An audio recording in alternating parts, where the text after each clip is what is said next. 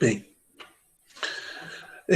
então agora nós estamos em 6 alunos, então bom dia a vocês. Vou explicar primeiro, assim, essa semana tão curta,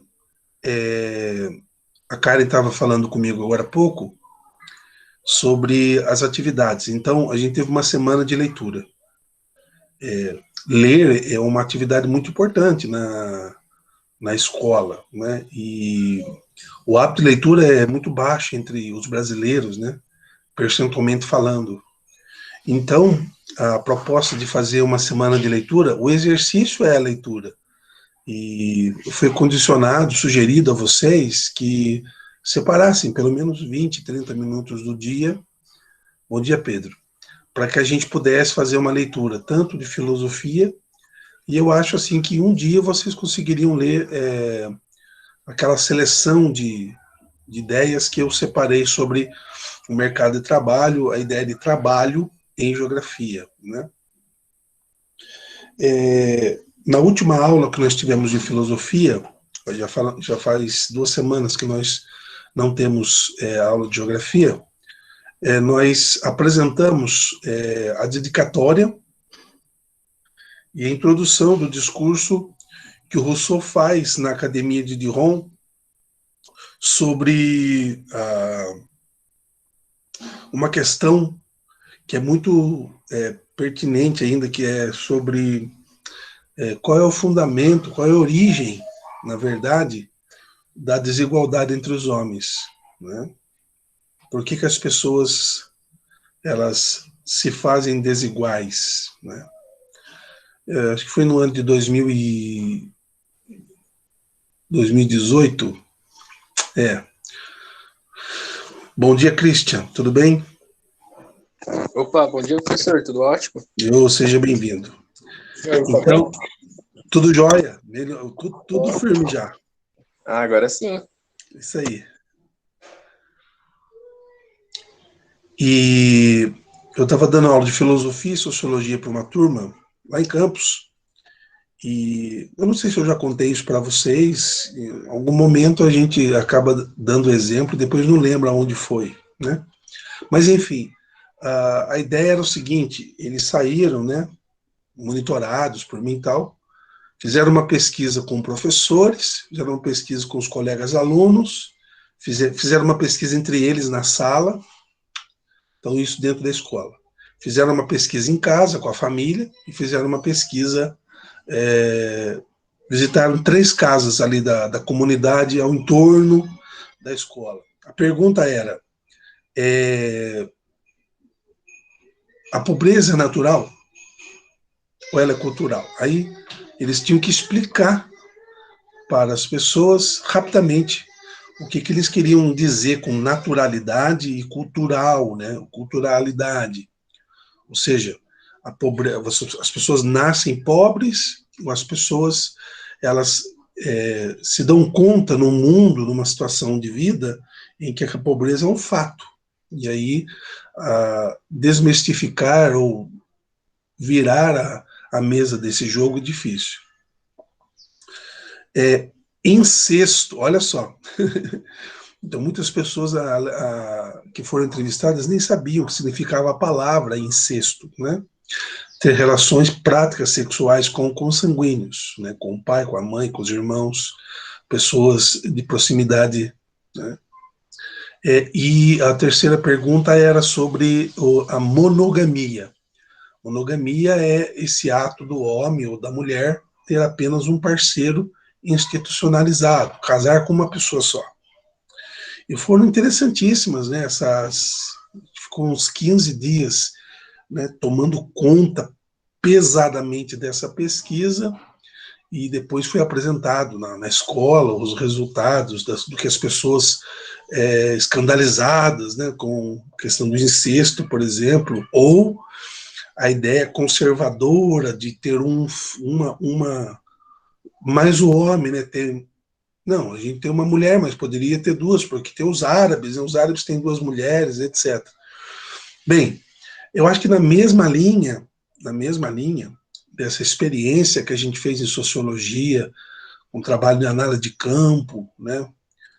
pesquisando as pessoas, não se intrometendo, entre aspas, não dando a nossa opinião no que a gente achava, no que a gente tinha lido anteriormente a fazer a pergunta para o entrevistado. A gente teve muito material interessante e resultado. Bem, eu acho que nessa mesma linha, né, o meu credo é esse.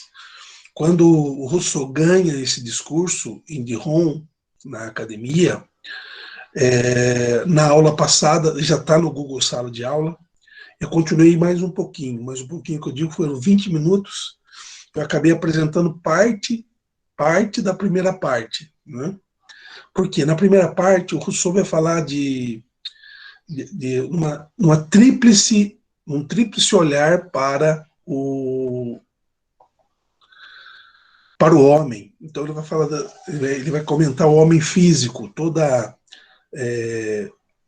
todo o esforço, todo o instinto, toda a robustez desse homem físico. Depois ele parte para o homem psicológico, onde a ideia de liberdade, ele vai dando algumas noções da faculdade do aperfeiçoamento desse homem no trânsito entre a natureza e a civilidade. E por fim, dentro ainda da primeira parte, eu não comentei no primeiro vídeo, vou comentar hoje. Ele fala do homem moral, né? Então costuma-se falar, o Rousseau ele tem uma concepção do homem bom na natureza. Na verdade, né, se a gente for ao texto, o homem no estado natural, ele é amoral, né? Quando a gente usa o prefixo amoral, significa que ele não tem moralidade. Portanto, ele não sabe o que é bom e o que é mal. Ele não tem ainda esse parâmetro das coisas ditas corretas, das coisas ditas erradas. Se bem que o parâmetro certo e errado são parâmetros criados por nós, comunidade humana, nós que dizemos. Então, esse homem no estado de natureza não teria isso para Rousseau, né? E o que faria ele ignorar tanto as virtudes como os vícios, né? Também parâmetro comunidade humana. O que ele vai certamente tratar isso na obra O Contrato Social, porque ele é um contratualista e a comunidade, fazendo contratos, determina o bom, o vício, o mal, a qualidade, enfim. O estado de natureza, portanto, é mais vantajoso para ele e lhe proporciona mais felicidade que o estado social, porque ele não tem que desagradar nem agradar ninguém. Ele vive num estado de moralidade e inércia, né? E como primeiro princípio dessa moral, o Rousseau vai dizer que o homem tem um instinto de conservação de si mesmo. Quer dizer, é a mesma postura, se a gente pode comparar, com os animais mesmo, que estão presentes na natureza enquanto tal. E aí, do autor mal lido, infelizmente por nós no segundo bimestre, mal apresentado por mim, o erro do Hobbes, né, foi que ele acreditava também nessa conservação de si, um medo originário, e que impunha a luta contra os outros para matá-los, torná-los escravos, né? E o que Rousseau vai dizer é o seguinte: a ausência de bondade nesse ser humano não implica que ele é maldoso, que ele é um lobo, não é? Então, se não tem bondade no sentido moral e ético nesse indivíduo originário, não necessariamente vai ter maldade ou algo que desabone esse indivíduo no sentido originário, né? O direito sobre as coisas que têm necessidade não leva ao homem natural a um domínio universal, né? Vai escrever O Paul Bastide, né, quer dizer, pode muito se zelar pela conservação sem, contudo, prejudicar ninguém. Né? Essa é a ideia russoniana. Portanto, o erro de Hobbes deve ter levado em consideração necessidades tardias para julgar o estado original do homem. Né? Então, o homem primitivo, para Rousseau, na análise comparativa às ideias de Hobbes, não poderia ser mal, porque ele também não é bom, uma vez que ele não sabia nem o que era bondade, nem o que era maldade. Então, o homem físico é robusto, forte. Se vocês assistirem a primeira aula, vai ver que ele é mais forte do que toda a nossa farmacologia. Né?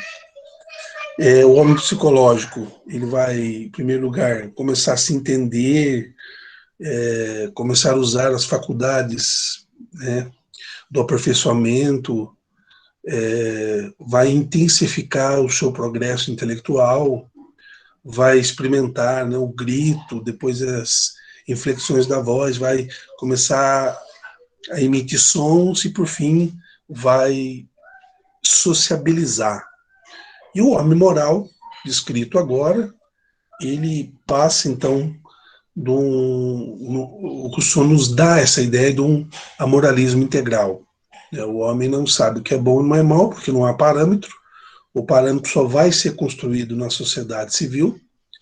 Então, quando houver contrato, e sem contrato não há nenhum parâmetro de bondade e nem de maldade, o que desmistifica um pouco, né? O homem é bom e a sociedade o corrompe. Porque o homem é neutro. Quando se dá os contratos, aí sim os contratos revelam que não dá para ser neutro, que precisa, de certa forma, optar por um lado ou por outro, por um piso, por um outro, por uma ideia, por uma outra, e isso faz com que haja julgamentos a partir do contrato moral, o que acaba acusando este e aquele indivíduo. Né? Bem, o segundo princípio da moral natural seria a piedade. Né? O homem é naturalmente, para Rousseau, indulgente. Né? A piedade é um movimento da natureza anterior a qualquer reflexão. A prova disso pode ser encontrada no instinto maternal, né, nos animais, e até nós, tiranos mais cruéis, que naturalmente sentiam piedade pelos males que não tinham causado. Então, aí Rousseau vai discutir com outro autor, chamado Mandeville. Né? Ele diz que o erro deste autor, do Mandeville, residia no fato de ter pensado que a piedade é uma virtude social, e não é, ela é uma virtude da natureza, dos instintos mais primitivos nossos. Né? E se a piedade é o mais forte no estado de natureza, onde nós nos identificamos espontaneamente, né, com os infelizes, do que no estado social, do qual nos dirigimos pela reflexão sobre o estado do outro, portanto, a piedade espontânea do povo e até da canalha, né, ele fala até da canalha, é superior à do filósofo, né? Porque o filósofo se orienta pela reflexão e não pela natureza. Então, alcança o teu bem causando o menor mal possível ao outro. Né? Uma segunda máxima seria: faze a outro o que queres que te façam. Também conhecido por nós. Né? Portanto, a piedade é que ele equilibra o primeiro, conservação de si mesmo, e compensa. Né? E ainda o Rousseau vai dizer, no estado de natureza, antes da descrição, né, completa e da discussão feita sobre a questão da desigualdade, Rousseau fala das paixões. Né? Elas são violentas no estado de natureza, né, porque elas são meramente instintivas. Né? Não tem nenhum filtro social. Portanto, essa ideia do homem moral, piedoso, mas também afoito às suas paixões, é que ela alimenta, de certa forma, a busca de satisfação, né? De modo que quanto mais, né, distinguir e conseguir o almejo, né, do objeto querido, ele sente-se agradado, né, sente-se satisfeito. Né? Tem que se distinguir o amor, vai dizer o Bastide. Por quê? Porque no amor, o moral que é fictício, nascido da sociedade, inventado pelas mulheres, olha só o Rousseau, e o físico, que é natural, qualquer mulher lhe serve. Né? Então, assim, ele está querendo comparar o seguinte: no estado de natureza, o instinto não haveria o amor. O amor seria uma invenção social, de uma ideia de romantizar, uma ideia de escolher a quem eu quero conviver ou ter algum tipo de relação. Né? Obviamente que na estrutura de um contrato com consentimento, né? E na linha da natureza, a expressão é qualquer mulher me serve. Né? Lembrando da obra do Emílio Rousseau, ele coloca a Sofia como alguém não no mesmo patamar que o Emílio, né? Um aluno bom, um aluno que compreende, que tem esclarecimento, não. A mulher, para Rousseau, a mulher ela tem uma fineza de tirar de nós homens as discrepâncias e as arrogâncias e o sem jeito, o sem noção, na verdade, né? E o Bastide continua: comprovam de um lado os costumes dos selvagens, a exemplo dos caraíbas e de outros animais. Os combates entre os machos só existem onde as fêmeas são menos numerosas. Ora, existem mais mulheres do que homens, isso até hoje, né? Enfim, essa descrição da piedade e das paixões também é importante dentro do homem da natureza.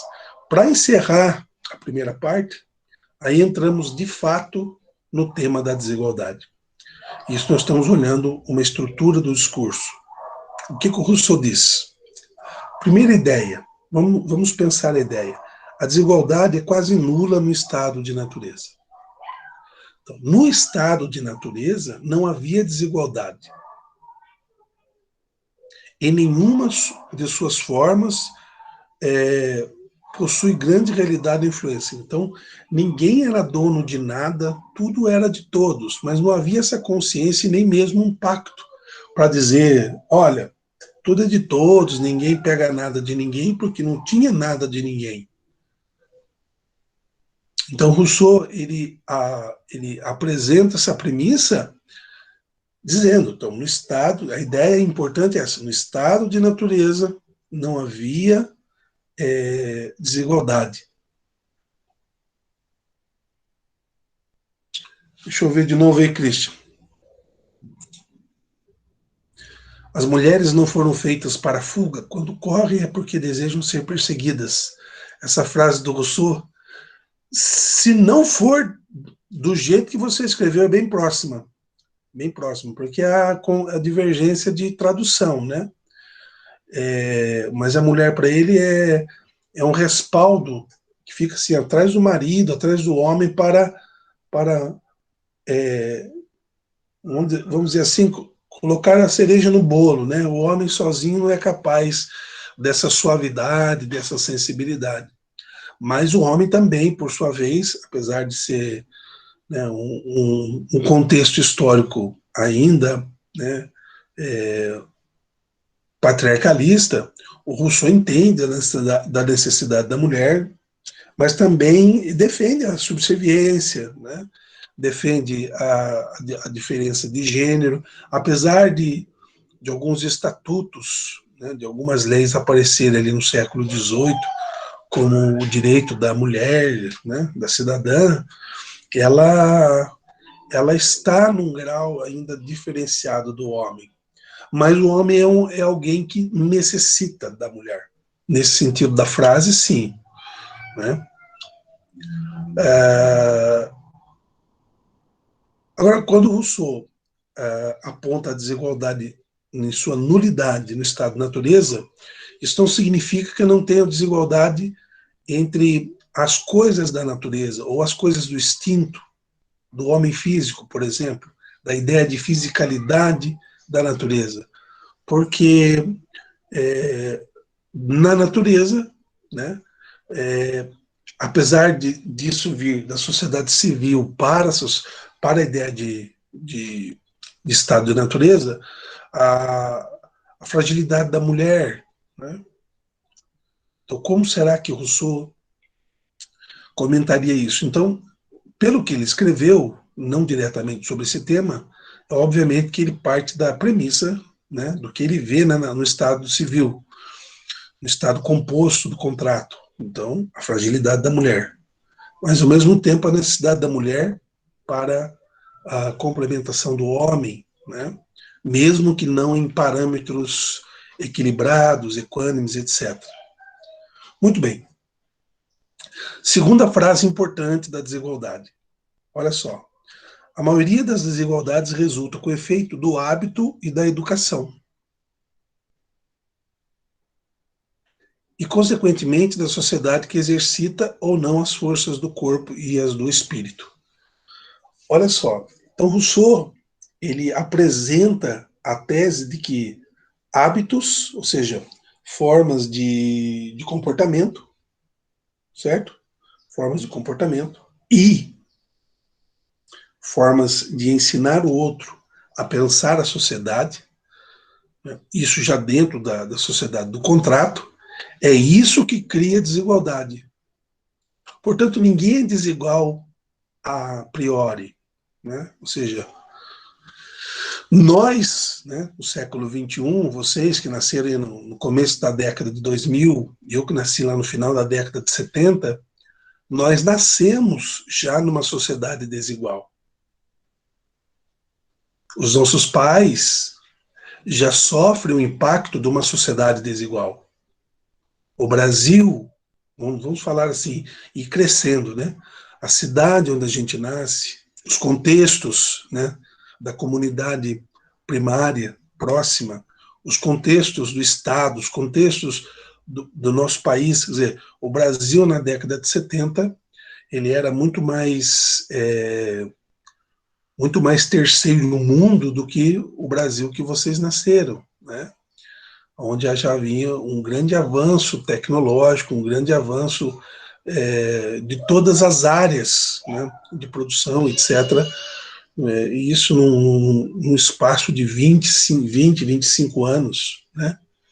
Então, isso deve ser levado em conta. Então, a cultura, o hábito, e isso é importantíssimo. Por isso que eu fui estudar a educação Rousseau, porque se a educação ela também é parte do resultado da desigualdade, então a educação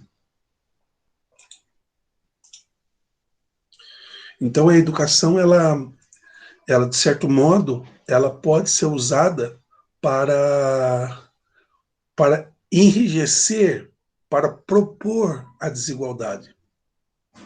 Ou, o que seria muito pior, e às vezes acontece, para naturalizar a desigualdade, para justificar a desigualdade. Então, se vocês leem, por exemplo, autores neoliberais, autores da meritocracia, eles confundem o detalhe com o pressuposto, ou com a razão de ser. Então, se ninguém é pobre porque quer ser pobre, ninguém quer ficar numa situação de desigualdade, ninguém se dispõe a não crescer, ninguém está disposto a viver intensamente a, a, as, todas as intempéries da existência. As pessoas, pelo contrário, as pessoas querem progredir, as pessoas querem progresso, né? E eu acredito que a educação passou muito pelo positivismo e pode ser que, em certo momento, analisando as fases da evolução social, o positivismo tenha posto isso, porque o Brasil foi muito positivista. A nossa bandeira é positivista, né? E a ideologia educacional positivista, durante muitos séculos, né, na história da educação brasileira, ela colaborou, de certo modo, para que tivéssemos essa mancha, né, essa falsa noção de que a educação ela justificaria a desigualdade. Não, né? E ainda há uma terceira. Sim, existem desigualdades naturais, feitas pela natureza, no estado de natureza, de inícios fracas e insignificantes, são multiplicadas pela sociedade, ou seja, quando você pega uma desigualdade da natureza e você leva ela para a sociedade do contrato, pela civilidade, e amplia aquela desigualdade, isso não vai colaborar para o espírito, né, da fraternidade, de uma sociedade menos injusta, né? Por quê? Porque ela aumentaria os desejos e, de outro lado, favoreceria a cultura, né? Só se notou, por exemplo, a beleza depois de inventada pelo amor mental, né? Então, os padrões de beleza, que também geram desigualdades, né? Ele não é, se no estado de natureza a expressão, né, era qualquer mulher serve, né? No estado da reflexão, no estado cultural, o amor ele escolhe, mas o amor escolhe através de alguns degraus, né, de alguns compartimentos para poder escolher. E isso marca muito a questão da obra, né? Na transição, né, desculpe, para a segunda parte do livro, o Rousseau vai mostrar, então, que existe uma perfectibilidade neste homem natural,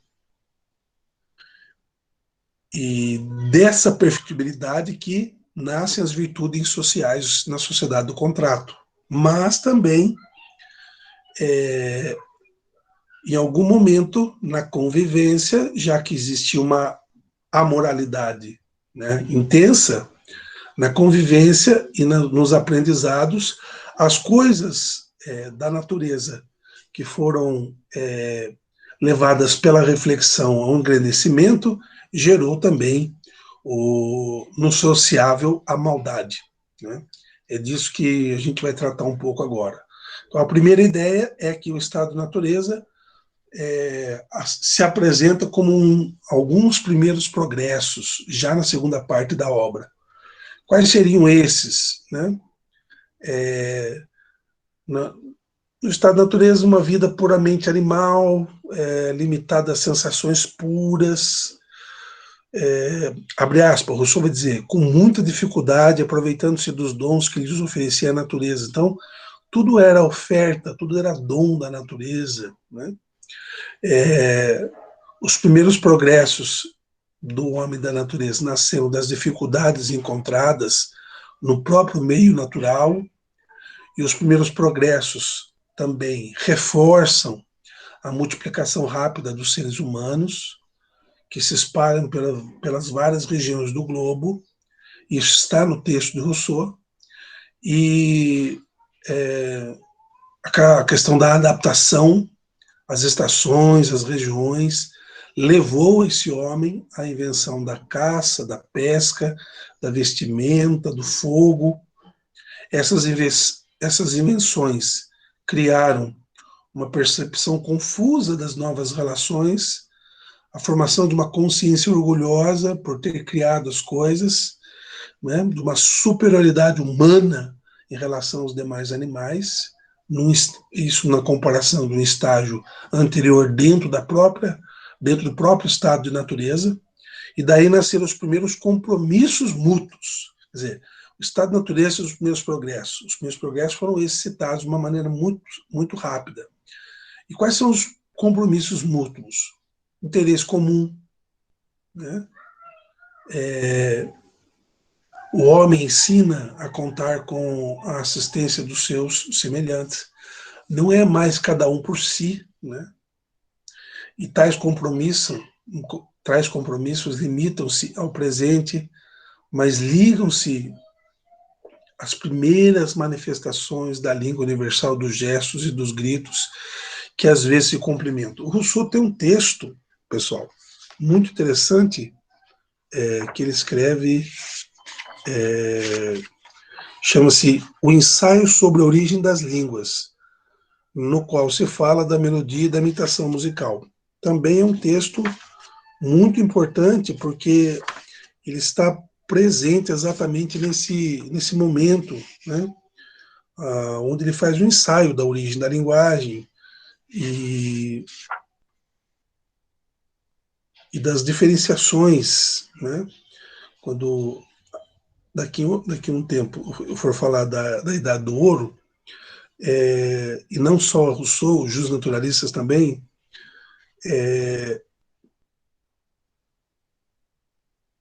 quando o homem está nesse estágio, né, de caçador, de bárbaro, pastor, passando para um homem civilizado, agricultor, é muito importante o desenvolvimento de um grupo de signos e de símbolos que unam, né, essas pessoas, e isso é a linguagem, né, o nascimento da linguagem. Não é o propósito, mas, né, e é exatamente agora que eu trataria então do que o Rousseau chama de a Idade do Ouro, né? O que seria essa expressão? Ainda falando em progressos, a Idade do Ouro é a noção de habitação. Partindo dessa ideia de habitação, acontece a constituição da família, a constituição de uma primeira forma de propriedade. Então, no processo natural, né, dos progressos do homem da natureza para o homem do contrato, o homem deixa de ser nômade e cria habitação. Ao criar habitação, ele cria família. E na criação da família, partindo do que ele termina sobre o homem moral, dizíamos agora há pouco, dá-se entender que o homem já familiar, o homem já em estado de habitação, ele é um homem que reflete sobre a pessoa que ele vai conviver, provavelmente. E no segundo lugar, e aí sim, olha só, a constituição de uma primeira forma de propriedade, pois foi mais fácil ao homem construir uma choça para si do que desalojar uma família inteira da que ocupa. Então o homem, ele cria essa noção, essa ideia de propriedade privada, de propriedade dele, né?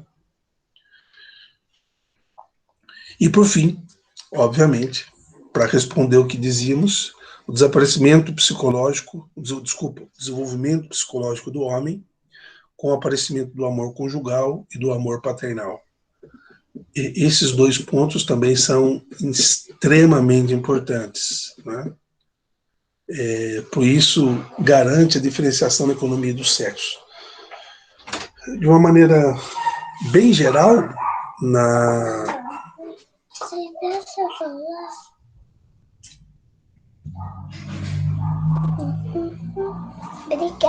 Obrigada, papai. Nada.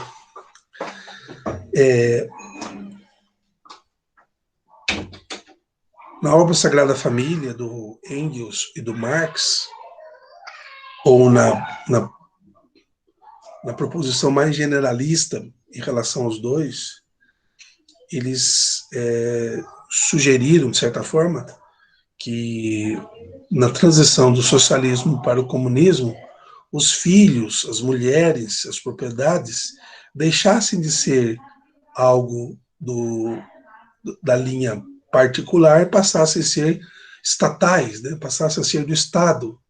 Então, nenhuma mulher é de nenhum homem é de nenhuma mulher, nenhuma criança tem família, todos pertenceriam ao Estado.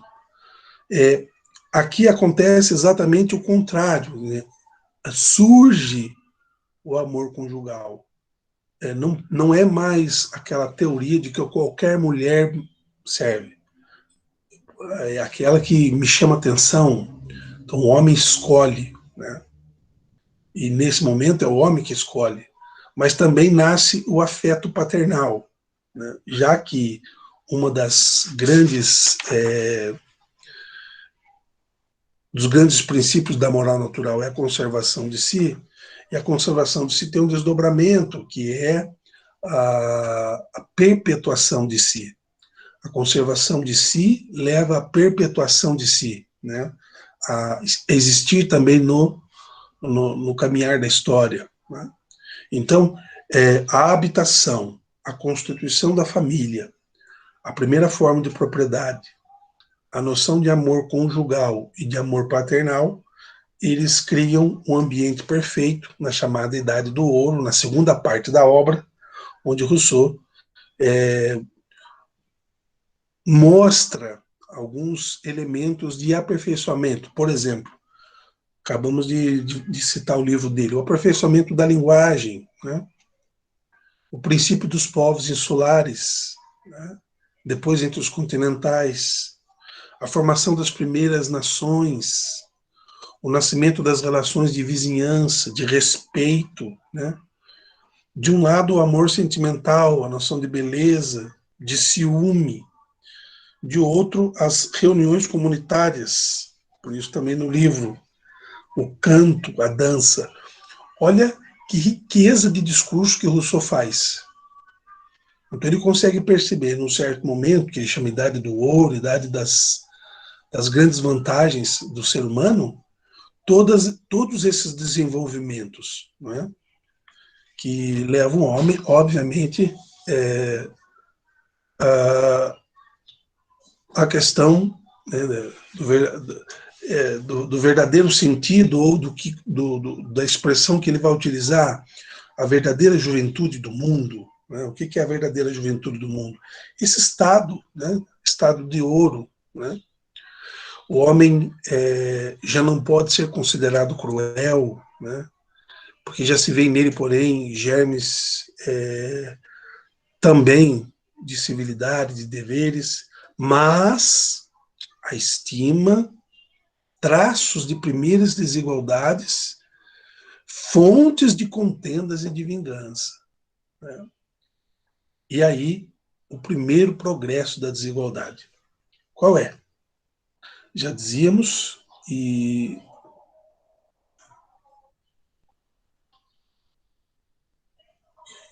ele não tem outro nome a não ser a propriedade, né?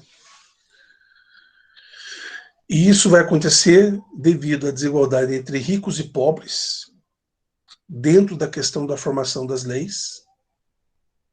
O segundo progresso se dá com a formatação dos magistrados, e o terceiro e último progresso da desigualdade, o despotismo, né? Então, a desigualdade entre ricos e pobres, a formação das leis, os magistrados e o despotismo, né? Para a gente chegar numa conclusão geral. Estou terminando, pessoal. Bem, a invenção da propriedade, ela suscita, de um lado, a existência da primeira grande desigualdade que separa ricos dos pobres, e, do outro lado, a formação das primeiras sociedades civis baseadas em leis. Como que formou, então, grupos sociais ricos e pobres, né? As causas: o desenvolvimento da metalurgia, da agricultura, a arte dos trabalhos, né, a ser inventada por ocasião, né, da erupção vulcânica, o aumento da produção do trigo,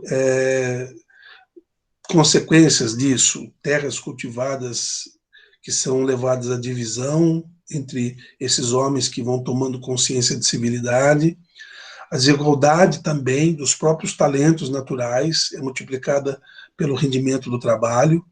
Os mais corajosos, os mais atilados tornam-se também os mais ricos, desenvolve artes, desenvolve riquezas, melhoram a sua comunicação, a sua linguagem, e o quadro da humanidade de igualdade desaparece. Por quê? Porque a exigência vital passa a não ser mais harmônica, passa a cada qual dispor daquilo que tinha, né, que é a proposta inversa, por exemplo, do socialismo, que seria uma sociedade de igualdade, onde todos os bens seriam de todos. Falamos só em bens, mas aqui não são os bens, são aqueles que, por sua própria natureza diferenciada, no estado de natureza, eles começam a ter um certo... uma certa discrepância da normalidade, e por isso começam a ir mais, a conquistar mais, a ser mais vantajosos, a ser mais déspotas, né? A riqueza, de certa forma, ela suscita nos homens, né, com o tempo, a ambição, né, a concorrência, a rivalidade de interesses, olha só, a herança e até mesmo a dominação. Então, tudo isso aparece de uma forma clara no discurso de Rousseau, né? Bem, quanto à formação das leis? Quanto à formação das leis, para que não houvesse no estado já de contrato uma barbárie, um rechaçamento, né? Algo que aqueles que não tinham, não eram providos dos bens materiais de forma harmônica, ficassem com alguma revolta, é preciso que as leis colocassem, né, de certa forma, uma legitimação naqueles que constituíram o que constituíram. E imaginar-se, de certa forma, ou dar aos homens, de certa forma, uma legitimidade nessas instituições. Essas instituições, de certa forma, seriam a garantia da constituição desigual, mas harmonizando, porque a desigualdade foi construída a partir das habilidades naturais, não do estado do contrato. No contrato aparece a desigualdade, mas através da própria dinâmica da vida natural, né? Então, as leis são importantes e, nesse caso, o segundo grau, o segundo processo de desigualdade é formado, então, pelos magistrados. Porque, ao criar os magistrados, vai dizer Rousseau, a sociedade produziu uma segunda grande desigualdade, não de ricos e pobres, mas de poderosos e fracos.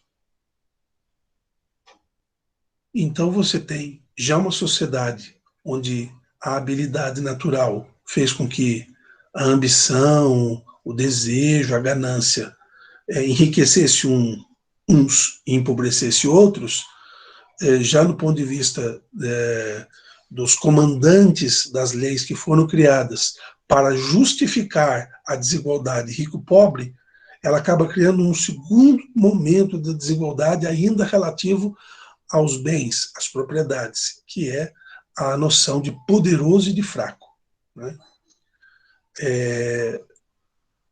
O primeiro pacto foi insuficiente, pelo qual os indivíduos se constituíram sociedade, né?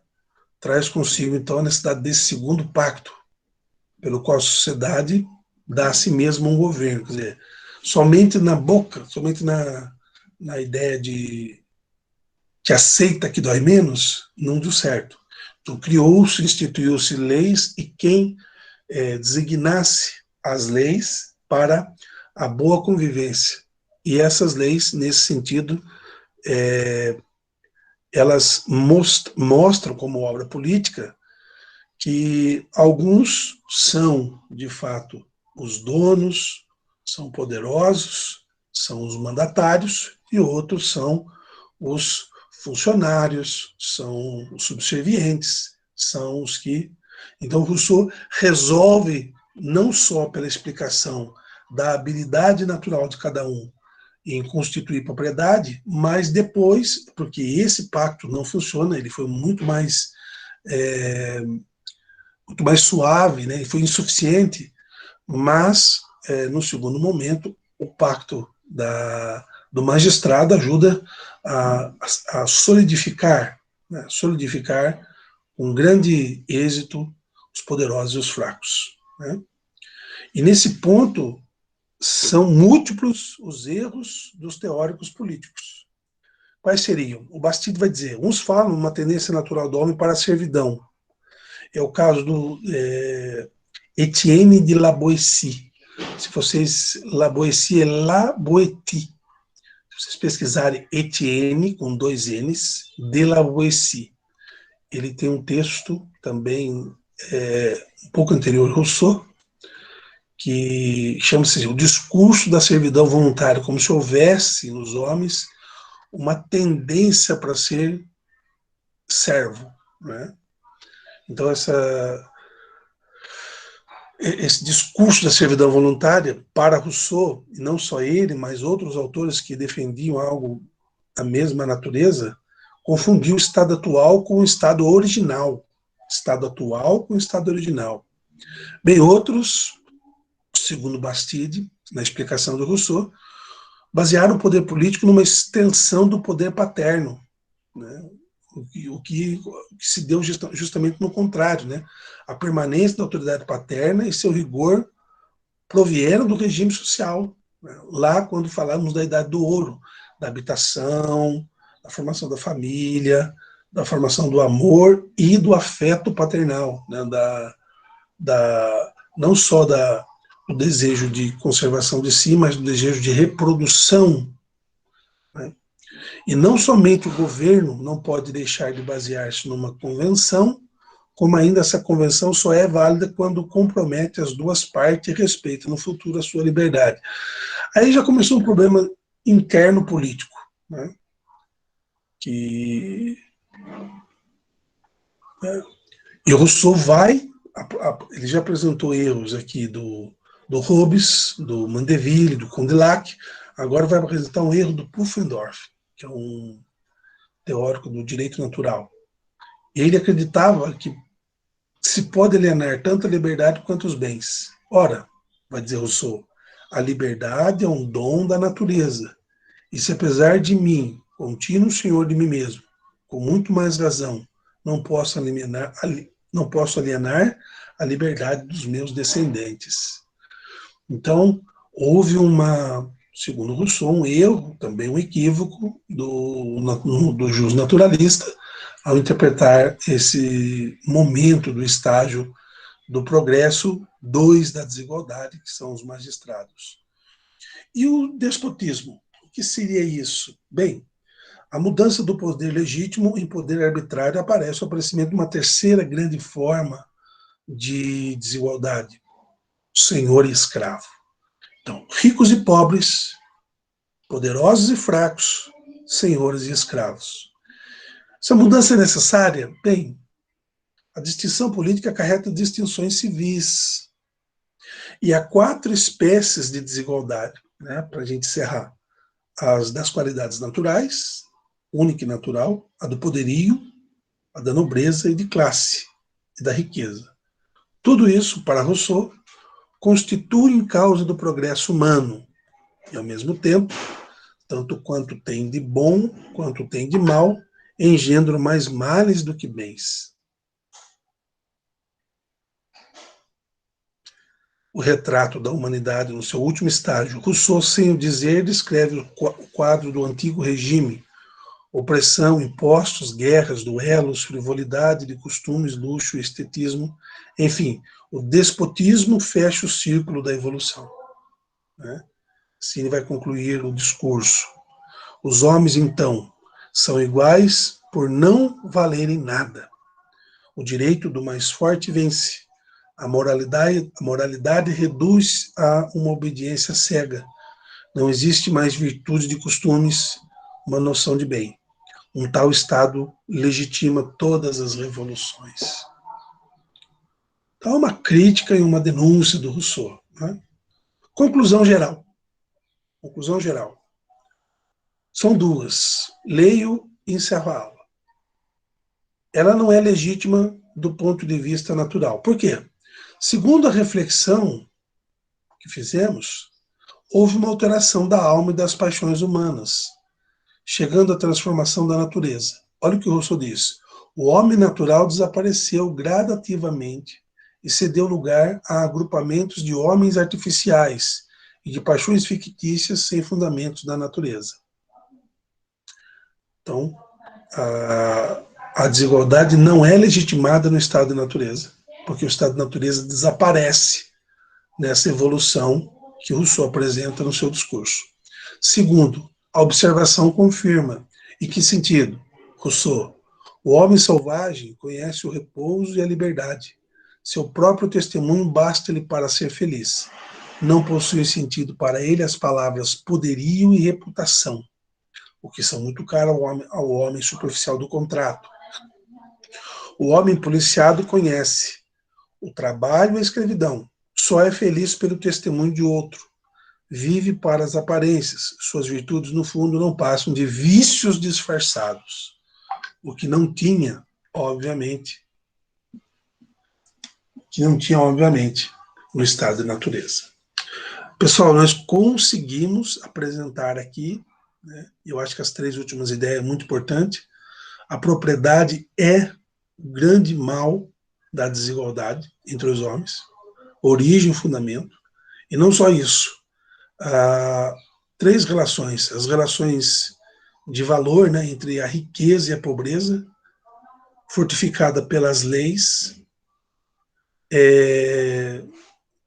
mantida pelos magistrados, que criam uma segunda divisão, fortes, poderosos e fracos, e uma terceira, a questão do despotismo, onde cria uma terceira, quer dizer, de forma tríplice, o ser humano se torna desigual, onde há o senhor e o escravo. Né? Enfim, eu não sei se hoje eu consigo colocar o exercício por conta do computador, mas eu coloco a aula e uma questãozinha sobre o livro. Né? Vocês podem ler podem recorrer ao livro, recorrer a artigos, recorrer a algum tipo de pesquisa para responder um pouco sobre a reflexão sobre a ideia de Rousseau e a questão da